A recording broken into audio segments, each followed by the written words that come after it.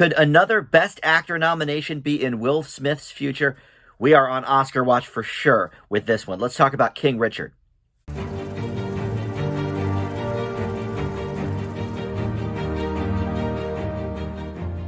Hey guys, Dan here. This is Dan Reviews. Welcome to my spoiler-free review for the new film King Richard. This is currently in theaters and for the first few weeks of release on HBO Max as well.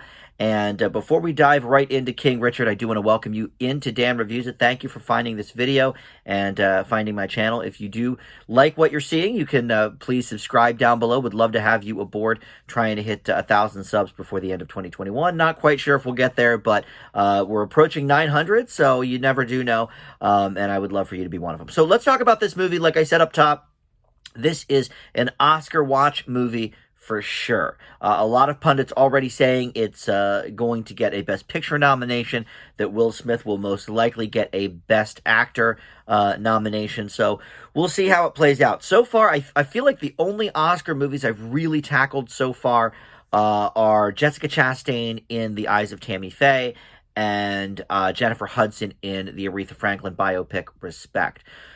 Other than that, I'm not sure if I've seen any in 2021 that are going to be in any of the major categories for the Oscars. Now, with that in mind, I have not seen Coda on Apple TV Plus, and I haven't seen The French Dispatch, which, you know, the Oscars kind of love the Anderson movies, Wes Anderson. So, but this is, I think, the first movie I've seen that is going to get a handful of the big nominations. I think we're going to do it here with King Richard. So this is a movie, if you don't know, where Will Smith plays the father of Venus and Serena Williams, the famous tennis stars. Of course, Richard Williams is who he plays.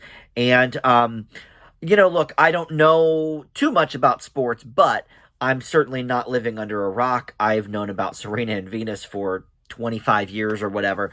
You know, it's hard not to know the people who are tops in their game. You know, Tiger Woods for golf, you know, some of the hot football people, you know, Tom Brady, whatever.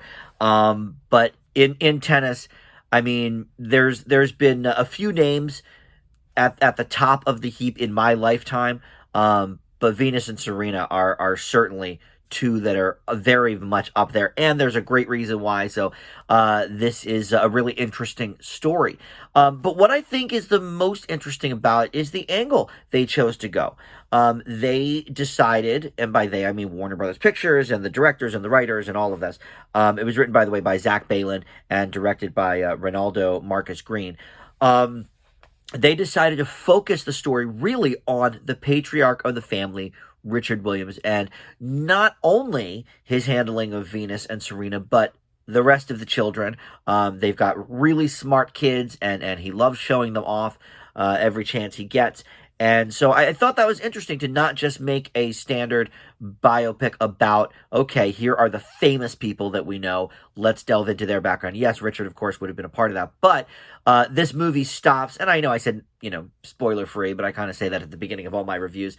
You know this story. I mean, they're famous people. But this movie stops basically at the beginning of their professional career, really. So this is a movie about them coming up, practicing hard, you know, doing all the things, talking with managers, talking with, you know, sponsors and that kind of thing, and how Richard is sort of keeping this all in check. So that's really the basis for the movie. And I thought that was an interesting angle to go, because certainly I didn't know anything about that. You know, I know obviously about them a little bit, but only once they became famous. I don't know much about their backstory. I'm not much of a sports fan. But my brothers both played tennis in high school, so I knew a lot of the tennis people, because we always watched tennis on like a Saturday afternoon or whatever, you know, back in the days when we only had one TV in the house. You know, so Andre Agassi, Steffi Graf, you know, the people from the late 80s, early 90s when I was in middle school and high school. But I didn't know the background here. And I think Will Smith nails this performance. I'm not sure if it's his best performance. I still would probably go The Pursuit of Happiness on that. It's one of my favorite movies of all time. I do think he should have won Best Actor for that, by the way. And listen, that was a tough year because Forrest Whitaker won, but Leonardo DiCaprio was also up in Blood Diamond, which is, I think, one of his best performances. But the two nominations Will Smith has had so far is Ali and Pursuit of Happiness. Ironically, they both ended up going to other black actors. Denzel Washington won for Training Day the first time, and then Forrest Whitaker for Last King of Scotland. I think I still would have given it to Will Smith for 2006. But yeah, Training Day is a pretty hard one to beat, I suppose. Although he was great, Will Smith was great as Ali. So I don't know if he's going to win an award for this one, but I think he's certainly going to be nominated. And I do think it's going to be up for Best Picture. A few other things I liked about it. It doesn't take a, more glamorous and glossy approach to it. This is a biopic in the classic tradition.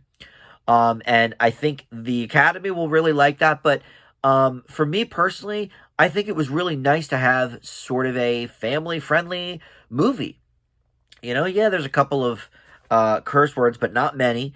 And, there's no sex. There's very little violence. But this is a movie for the family. Anybody can watch this and be inspired by it.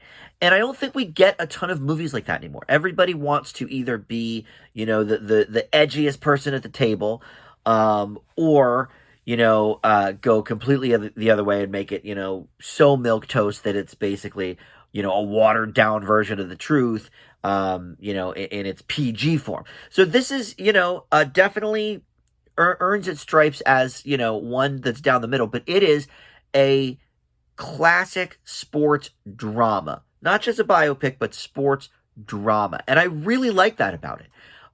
It's a bit over 2 hours. It's about 2 hours, 20 minutes. And it flows by pretty quickly. And a lot of attention, obviously, is going to Will Smith. But I don't think we should sleep on the woman that plays his wife for maybe a Best Supporting Actress nod.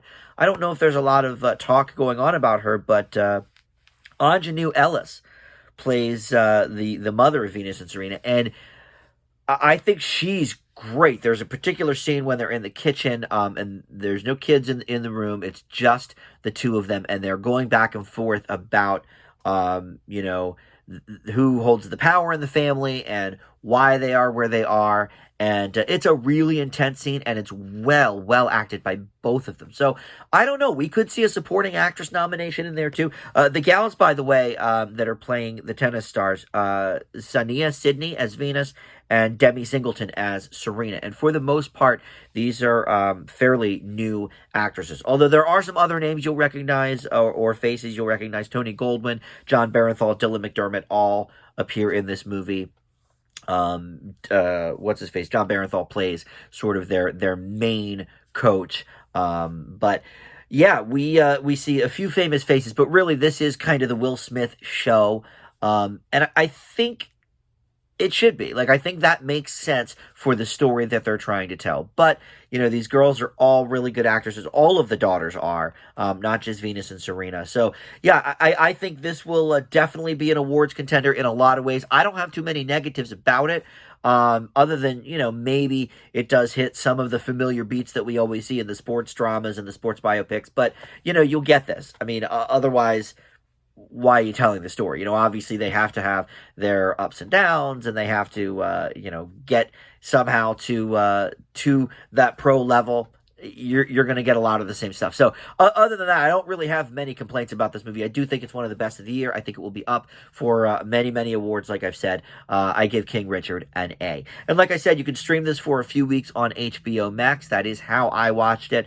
I don't think of all the HBO Max ones, Godzilla and Kong and Dune, I don't think this is what you have to see on the big screen. But, I just did it sort of because of crunch time. Because I wanted to get this video out as early as possible. But I do love to see Oscar movies on the big screen. Doesn't always happen. Obviously a lot of them are more indie anyway, so you have to wait till they're on DVD or on demand. But I highly recommend this movie. And I'm not a sports guy, like I said, so don't let that dissuade you from seeing the movie. All right, that will do it. Thank you so much for watching, and we'll see you back here next time on Dan Reviews It. Bye.